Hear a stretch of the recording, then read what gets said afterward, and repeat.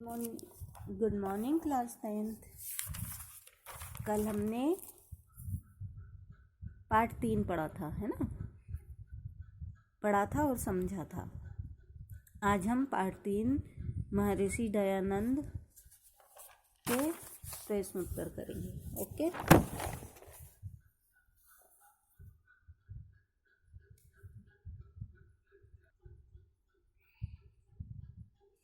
पहला प्रश्न, दयानन्दस्य जन्म नाम किम आसीत्?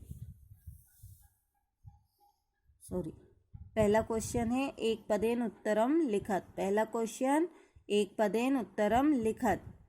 दयानन्दस्य जन्म कस्मिन् प्रदेशे अभवत्? दयानन्दस्य जन्म कस्मिन् प्रदेशे अभवत्? महर्षि दयानंद का जन्म किस प्रदेश में हुआ? तो उत्तर आएगा, कस्मिन की जगह क्या आ जाएगा?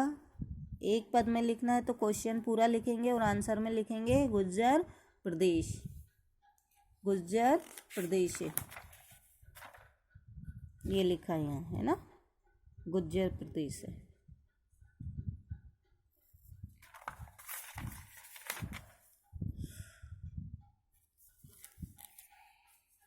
आया समझ? दयानन्दस्य जन्म कस्मिन् प्रदेशे अभवत्? दयानंद जी का जन्म किस प्रदेश में हुआ था? तो दयानंद जी का जन्म गुज्जर प्रदेश में हुआ था। आपको सिर्फ गुज्जर प्रदेश लिखना है, ठीक है? प्रश्न लिखोगे, उत्तर में सिर्फ क्या लिखोगे? गुज्जर प्रदेश। ये एक पदेन है इसलिए हमको सिर्फ छोटा सा लिखना है। खा देखो, दयानन्दस् कस्मात् बहुविधानि शास्त्राणि अशिक्षयत्? दयानन्दः कस्मात् बहुविधानि शास्त्राणि अशिक्षयत्? तो दयानंद ने किससे, कस्मात यानी किससे, बहुविधानी यानी बहुत सारे शास्त्रों की शिक्षा ली। तो कौन थे उनके गुरु, किनसे ली थी उनके ने? विरजा नंदात। विरजा नंदात। दयानन्दस् कस्मत् बहुविधानी शास्त्राणि अशिक्षयत्? तो आंसर क्या लिखेंगे? विरजा नंदात। ठीक है, क्या लिखेंगे? विरजा नंदात। दयानन्दः कस्मात् बहुविधानि शास्त्राणि अशिक्षयत्? तो उत्तर में लिखेंगे विरजा नंदात। अब प्रश्न 3, महर्षि कस्य स्थापनां कृतवान्? महर्षि कस्य स्थापनां कृतवान्? तो उन्होंने किसकी स्थापना की थी? दयानंद जी ने, दयानंद सरस्वती ने कौन से समाज की स्थापना की थी? आर्य समाजस्य। आर्य समाजस्य, उन्होंने आर्य समाज की स्थापना की थी। महर्षि कस्य स्थापनां कृतवान्? तो आंसर आएगा आर्य समाजस्य। ये आर्य लिखा हुआ है, आर्य समाजस्य।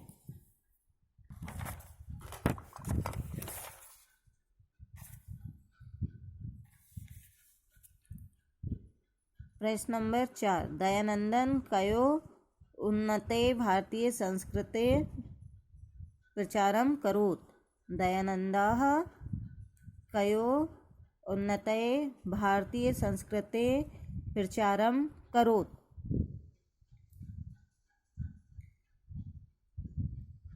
दयानंद ने किस लिए भारतीय संस्कृति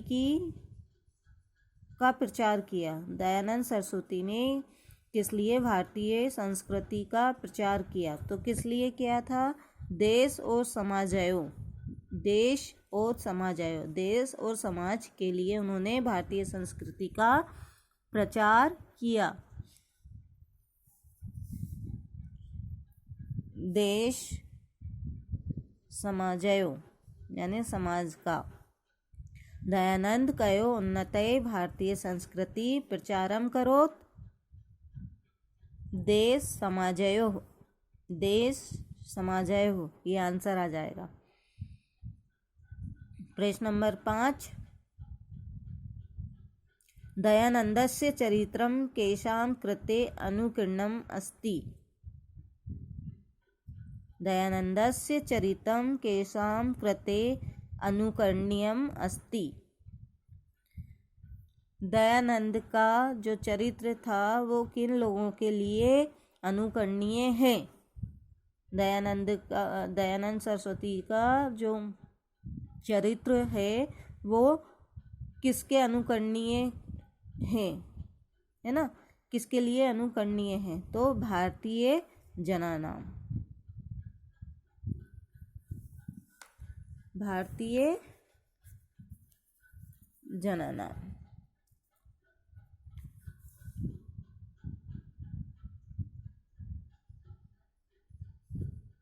दयानन्दश्चरितं केषां कृते अनुकरणीयमस्ति। भारतीय नाम।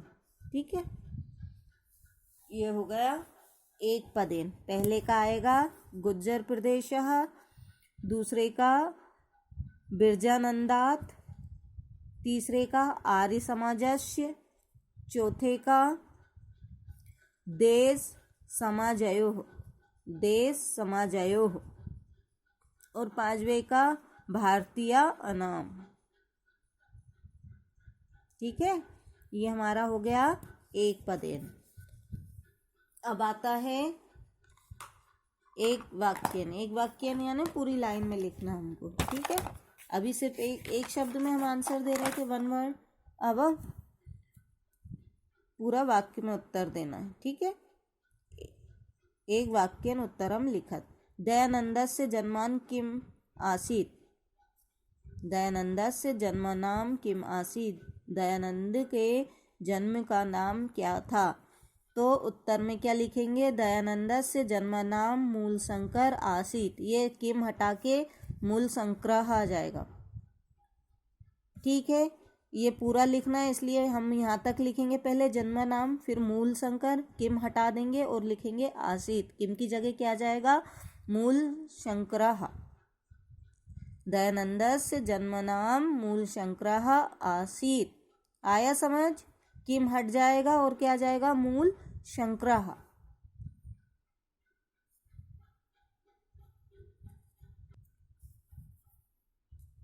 अब प्रश्न दूसरा, ख नंबर का। संन्यास ग्रहणानन्तरं महर्षि केन नाम्ना प्रसिद्धः। संन्यास ग्रहणानन्तरं महर्षि केन नाम्ना प्रसिद्धः। संन्यास ग्रहण के पश्चात महर्षि किस नाम से प्रसिद्ध हुए? बचपन का नाम तो उनका मूल शंकर था, लेकिन जब उन्होंने संन्यास ग्रहण कर लिया उसके बाद वो किस नाम से प्रसिद्ध हुए? तो दयानंद सरस्वती। क्या लिखेंगे हम? संन्यास ग्रहणानन्तरं महर्षि दयानंद सरस्वती नाम्नः प्रसिद्धः। केन हटके क्या जाएगा? दयानंद सरस्वती ही नाम्नः प्रसिद्धः।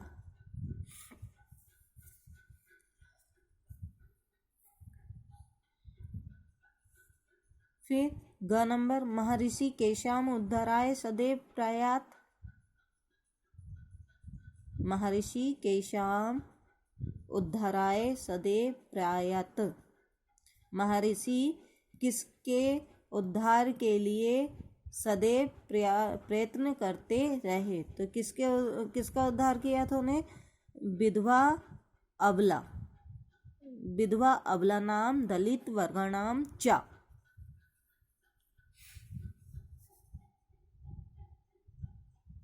ठीक है, केशाम हटके क्या जाएगा? विधवा अबला नाम दलित वर्गणाम च उद्धराय सदैव प्रयातरत।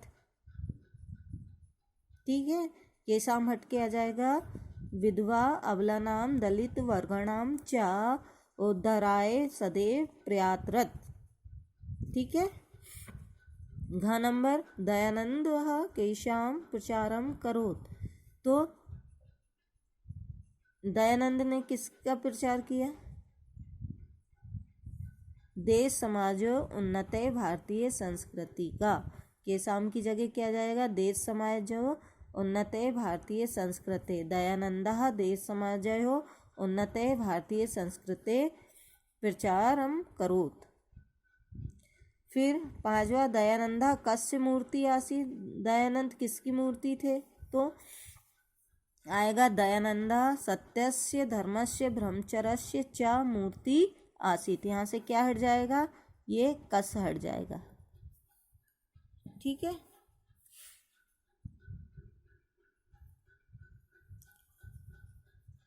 कस्य की जगह क्या जाएगा? पहले लिखेंगे आंसर में दयानंद, फिर सत्यस्य धैर्यस्य ब्रह्मचर्यस्य च मूर्ति आसीत्। कस्य हट जाएगा। ठीक है, आया समझ? पहले का आंसर मूल शंकरः, किम कट के मूल शंकर आ जाएगा। सेकंड में केन कट के दयानंद सरस्वती आ जाएगा। तीसरे में केशाम कटकर विधवा अबलानाम दलित वर्गाणाम च, ये तीसरे में आ जाएगा। चौथे में केशाम कटकर देश समाजयोः उन्नतये भारतीय संस्कृते। केशाम कट के देश समाजयोः उन्नतये भारतीय संस्कृतेः प्रचारम करोत्। फिर पांचवें में सत्यस्य धैर्यस्य ब्रह्मचर्यस्य च मूर्ति आसीत्। ठीक है, आया समझ? कैसा लिखना है? जो मैंने यहाँ टिक करे इनको हटाकर उनके बीच में ये लगा के और लास्ट में ये पीछे वाला लिख देना। ठीक है।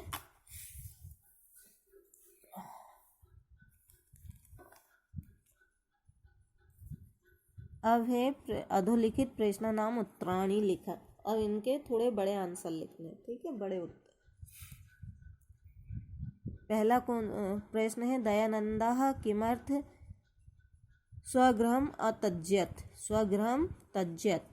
दयानंद ने किस लिए अपने घर का त्याग कर दिया? अपने घर को त्याग दिया था। तो किस लिए त्यागा था? आत्मो उद्धाराय स्वगृहम् अत्यजत्।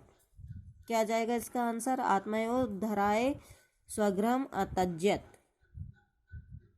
किमर्थ हटके क्या जाएगा?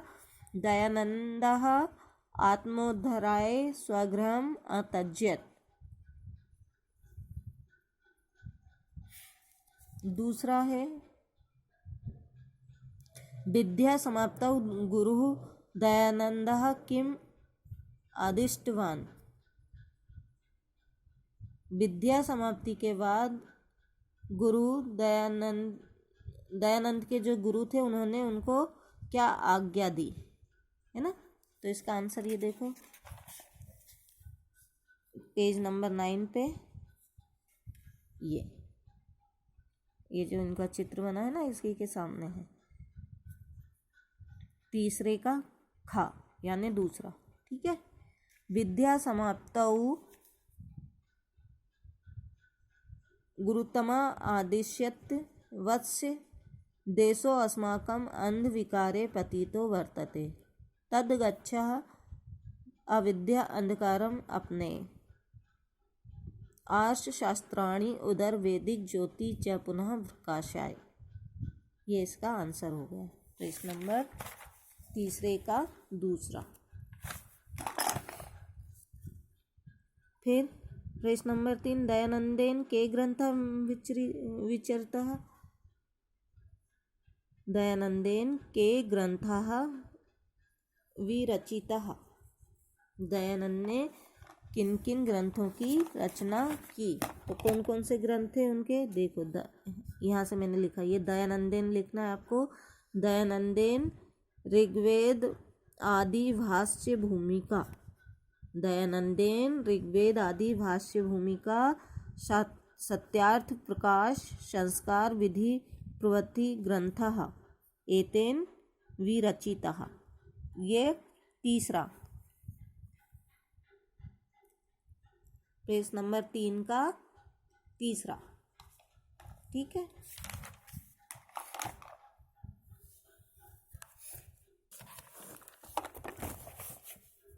अब है सही जोड़ी बनाओ।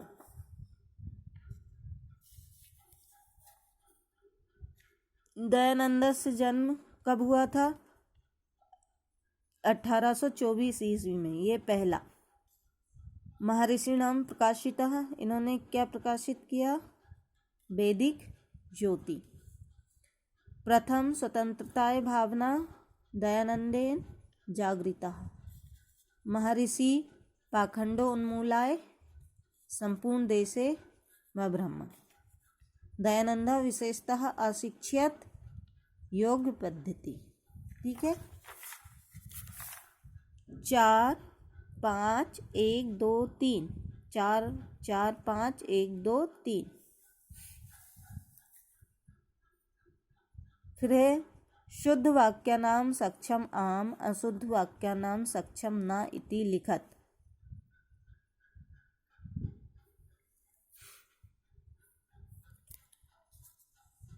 कथम अमरो भयम इति महर्षि चिंतयामास। तो सही कि गलत? सही, यानी आम। महर्षि ने क्या ये चिंता की थी या चिंतन किया था इसका कि मैं अमर कैसे हूँ? किया था ना, तो ये सही। 83 उत्तरा 18 ईश्वरीय वर्षे महर्षि न दिगंबतः। तो ये गलत ना। महर्षि ख्याति सर्वत्र व्याप्ता अस्ति, आम। दयानंदः सामाजिक कुप्रथानां निवारणं कृतवान। महर्षि दयानंद ने कुप्रथा का निवारण किया था, आम। महर्षि दृशः महात्मनः वंदः न भवन्ति। तो कोई उन्हें वंदन नहीं करता है, गलत ना।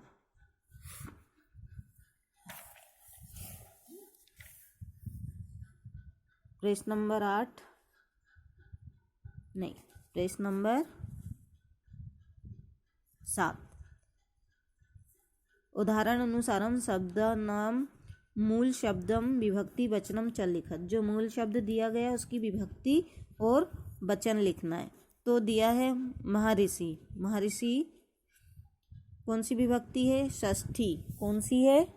षष्ठी। दिख रहा है?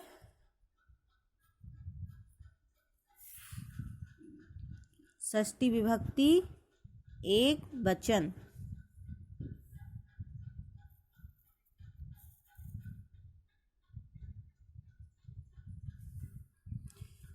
पहला महर्षि ही षष्ठी विभक्ति एक वचन। दूसरा नर्मदा तीरः सप्तमी विभक्ति एक वचन। फिर है गौ प्रथमा विभक्ति एक वचन। प्रथमा विभक्ति एक वचन। फिर है सर्वः षष्ठी विभक्ति बहुवचन। फिर है सत्यः षष्ठी विभक्ति एक वचन। महात्मनः प्रथमा विभक्ति बहुवचन। जनः सप्तमी विभक्ति बहुवचन।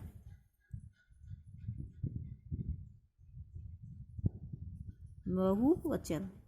ठीक है, पहला षष्ठी विभक्ति है एक वचन। फिर सप्तमी, सप्तमी विभक्ति एक वचन। प्रथमा एक वचन, षष्ठी बहुवचन, षष्ठी एक वचन, प्रथमा बहुवचन, सप्तमी एक वचन। अब है प्रश्न नंबर 8।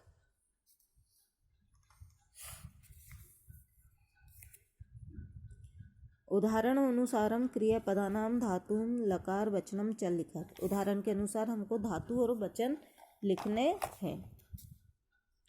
तो पहला है आभवत। तो इसमें कौन सी धातु है? भू धातु। लकार कौन सा है? आ लगा है, यानी भूतकाल। तो ये हो जाएगा लंग लकार। और वचन कौन सा है? एक वचन। एक वचन। ठीक है। फिर है आकरोत, क्रा धातु, लंग लकार, एक वचन। फिर है सिक्ष, लंग लकार, एक वचन। फिर है गम, लोट लकार, एक वचन। फिर है अस धातु, लंग लकार,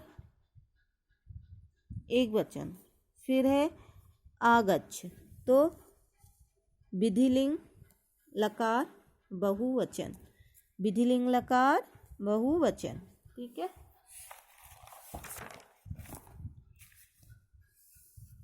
फिर है उदाहरण अनुसारम धातुम प्रत्ययम च पृथक करो। यहाँ से हमको धातु और प्रत्यय अलग करना है। कृतवान, क्र धातु, क्तवान प्रत्यय। गतः, गम धातु, क्वत प्रत्यय। प्रणयम, प्रणम, ल्यप प्रत्यय। ऊर्ध्वतुम, तो उद्धर तुमुन प्रत्यय। विचरन, विचर, शत प्रत्यय।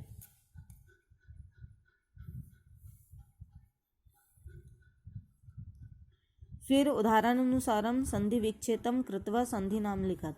ये संधि अलग करके हमें संधि का नाम लिखना है। पित्रोपि, पितृभ्य प्लस अपि, कौन सी संधि हो गई? अपग्रह संधि। अपग्रह संधि ये चिन्ह अपग्रह का होता है, बताया था ना मैंने 9th में। ऐसा चिन्ह जहाँ जिस शब्द में आ जाएगा वो अपग्रह संधि में जाता है। सदैव, सदा प्लस एव, ये कौन सी संधि है? वृद्धि संधि। क्यों? क्योंकि इसमें मात्रा में वृद्धि हुई है। पहले एक थी, फिर एक रहती है तो गुण संधि, और दो होती है तो हमेशा वृद्धि संधि, ये भी बताया था मैंने। फिर प्रत्यागच्छेयु, प्रति प्लस आगच्छेयु, तो ये कौन सी? अयादि स्वर संधि। फिर मूर्ति आसीत, मूर्ति ही प्लस आसीन, विसर्ग संधि। महिषाणाम स्मारकम, महिषाणाम प्लस अस्माकम, तो दीर्घ स्वर संधि। ये हो गया हमारा पाठ 3 कंप्लीट, ठीक है।